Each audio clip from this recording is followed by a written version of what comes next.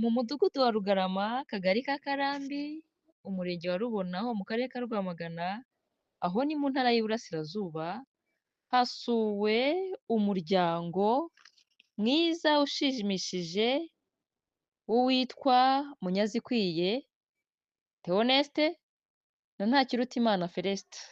Uyu ni umuryango ho uyu mubyeyi Ntakirutimana Felicite afite ubumuga, ariko nyuma yo kugira ubumuga yicaranye n'umutware we baraganira, bareba ese ko dufite ubu bumuga ni iki twakora kugira ngo dukomeze tubeho kandi twiteze imbere. Mbere na mbere bafashe umwanzuro wo kubyara abo bashoboye kurera. Babyara abana batatu baravuga bati reka turekere aho kugira ngo tuzabashe kugera ku ntego twihaye. Nibwo bagize igitekerezo cy'uko bajya kwiga umwuga, biga umwuga w'ububaji bombi, baraza barafatanya bagafata ibiraka, bagakora amafaranga babonyemo bakayabika mu matsinda atandukanye. Aho twasanze aba bavandimwe, uyu muryango babarizwa mu itsinda ryitwa Abishyize hamwe. Iri tsinda ry'abishyize hamwe akaba ari itsinda ry'abafite ubumuga bakorera muri uwo mudugudu. Twaganiriye nabo batubwira inkuru nziza kandi yadushimishije, aho batubwiye ko baje gufata amafaranga bakura mu bubaji bakayajyana mu mushinga wo korora ingurube.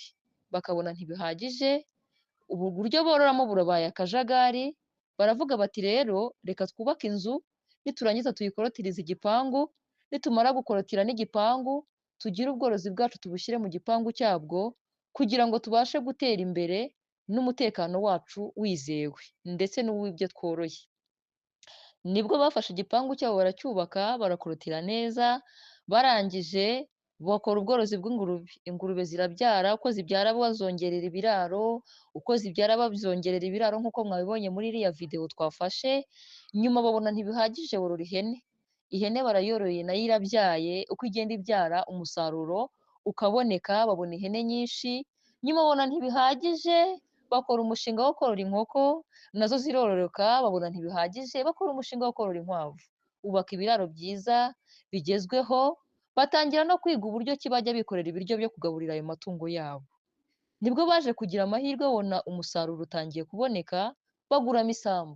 Barakomeza barakora cyane, ubu bafite ibiraro bigari by'ingurube, bafite ibiraro bigari by'amatungo yabo y'inkwavu, izihaka zigira aho ziba ukwazo ndetse n'intoya zikagira aho ziba ukwazo, bityo biza kurangira ubu hehe no kuvuga ngo umuntu afite ubumuga.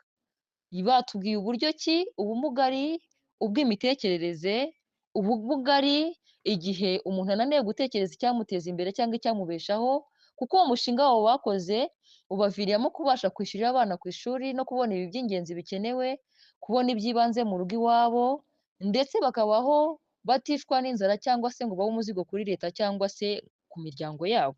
Ubu tuvugana babayeho nta kibazo bafite kuko umushinga wabo barawukomeje. Bakomeje gukora kandi bifuza kugera kuri byinshi birenze, aho bagira inama imiryango ibaho itaganira, igahora ijyana amakimbirane kubera impinduka zabaye ku mibiri yabo, cyangwa se kumwe muri bo yagize ubumuga, bikarangira imibereho yabo igoranye, bikarangira ibibazo bibaye ibibazo, ahubwo ko bimwe mu bibazo bakabaye bafite bakabaye bicara bakabishakira ibisubizo.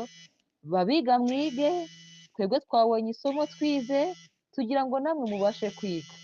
Ubu ngubu bafite ifumbire bakoresha mu gutera intoryi ndetse n'iyindi myaka, imboga n'imbuto.